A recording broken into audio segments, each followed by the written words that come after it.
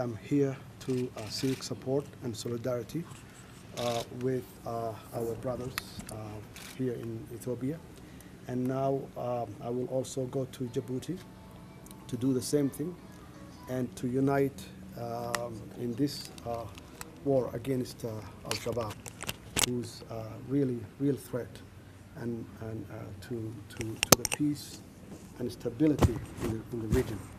And I believe that when we unite against this threat, we will be able to defeat quickly. Otherwise, this kind of atrocity will continue to destroy humanity wherever they are.